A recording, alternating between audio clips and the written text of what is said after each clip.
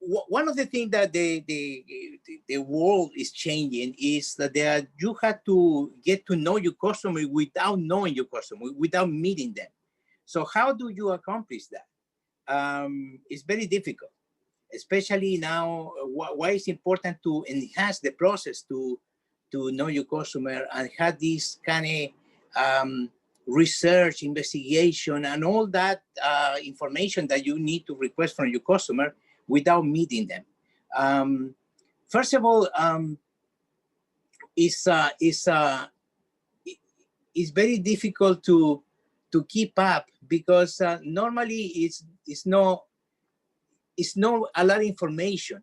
I work for a Brazilian bank, and believe it or not, Brazil has very large number of tools that allow you to obtain public information on the individuals and on the corporations. So it's very, very user friendly, but you don't get that pretty much around the world.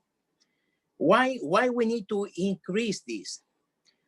Is millions of people out there that they are not being banking by any financial institution right now.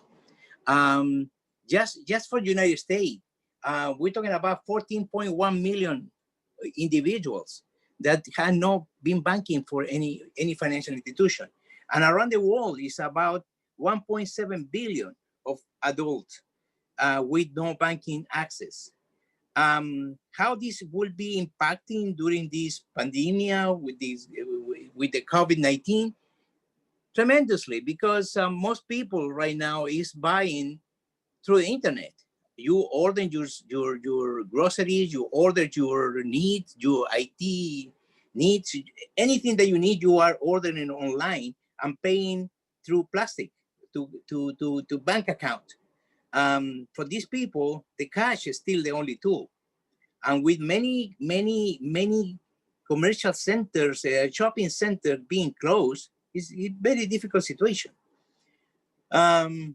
So we need to improve this process, and we need to accelerate the process.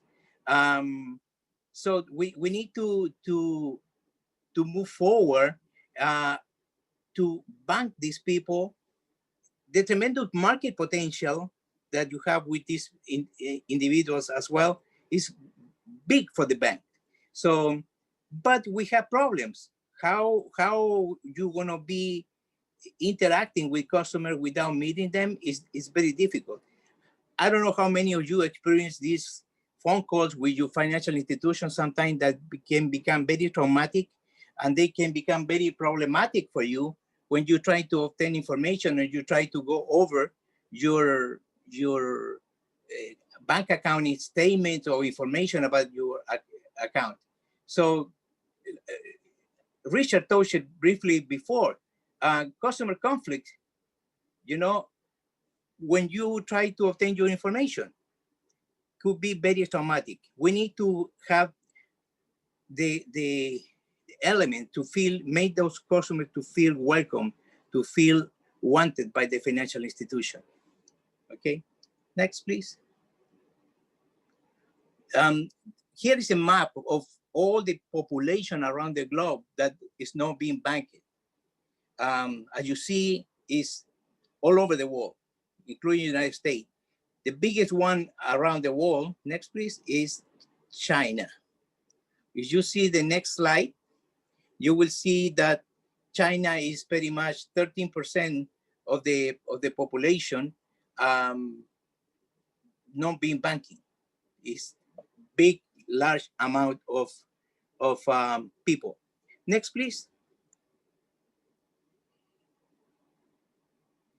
And go to the next one as well, please. We already talked about this one. Thank you. Now, the use of biometric technology, we have a lot of information, a lot of problems as well that is not being active or accessible in everywhere in the world. Like I said, my closest example is Brazil. Brazil is very advanced in technology. You can have money out of your teller the ATM just by using your hand. You don't need your debit card, your credit card, or anything like that. But now with this COVID, do you really want to touch those devices that are being touched by everybody else in the bank? How secure you feel? The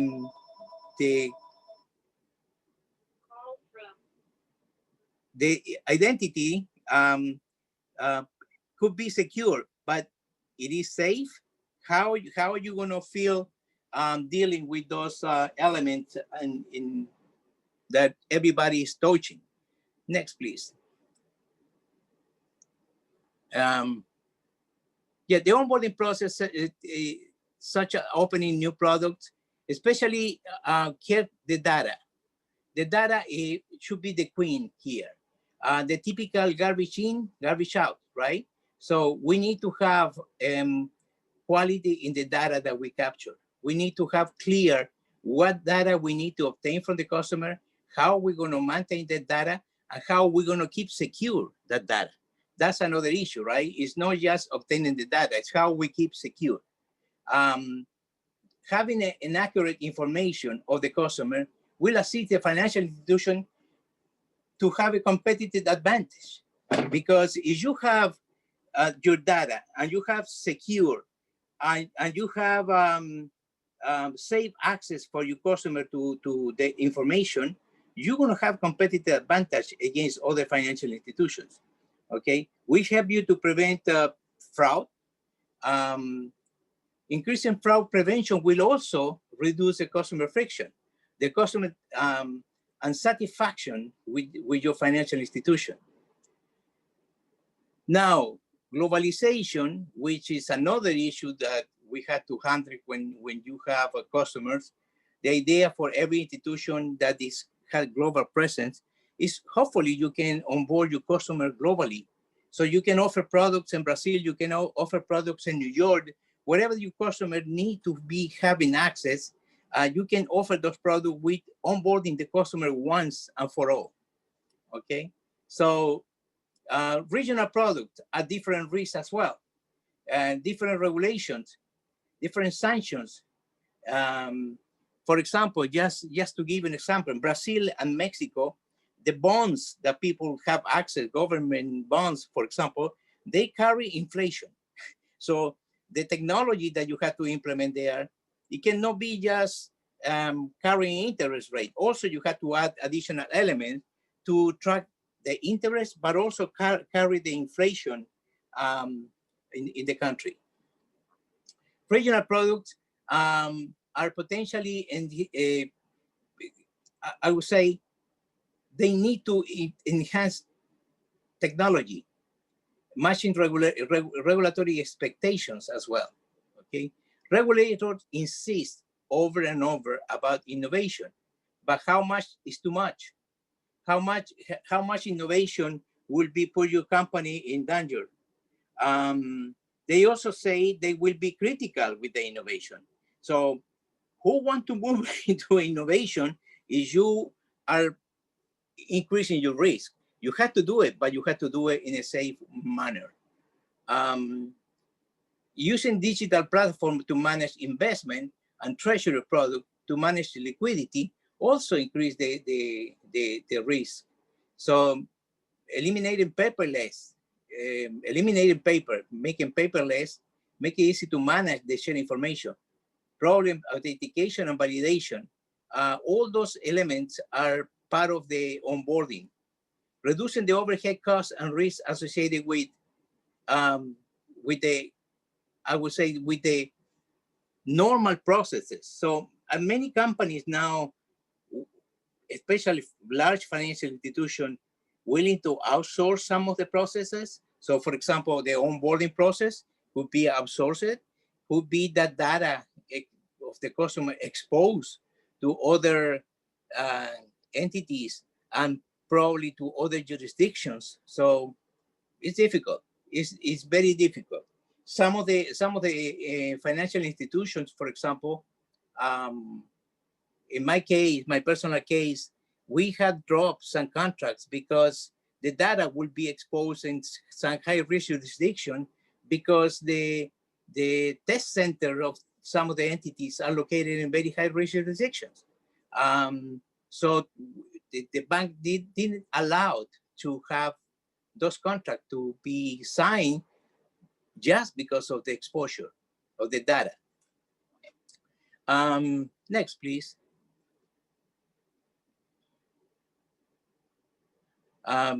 Additional risks associated with working remotely. The threat from household technology.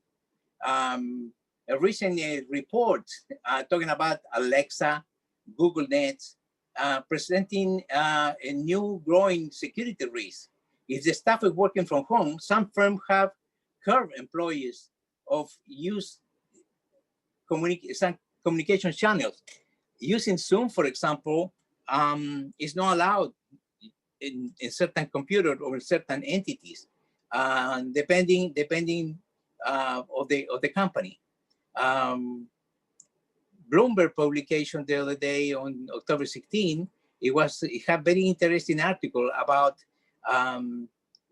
when the traders now are working far from offices, bank will bring the surveillance to home. You know, traders are subject to specific surveillance in terms of their social media, all the WhatsApp information. All that information had to be somehow monitored by the financial institution in order to prevent like a confidential information to be transferred to individuals to have a special advantage on trading. So all those had to be monitored now, even if they are working at home. And then, you know, it becomes to integrity. If you have your employees with enough integrity and you have a strong code of conduct, trust takes a lot to be built, right? You can work for an entity or for a company for 20 years. You build your trust, but you need just one slip to ruin that. By having the proper onboarding tools, including but no limit to safe validation information, allow ongoing monitoring, know your customer and the customer needs, you will increase the capacity to serve your customer better. Allow the payment system to be open while remain compliant and secure. Allow customers trust on the institution and its product. Another fact is that cash will still to be a payment instrument in many places and for millions of people around the world, because of the example that we put at the beginning of the million of people that is being unbanked. Finally, do not resist the changes. Changes are here to stay. So we need to keep going on these changes, because we are not done yet. It's a lot to come. Thank you very much, and let me know if you have any questions.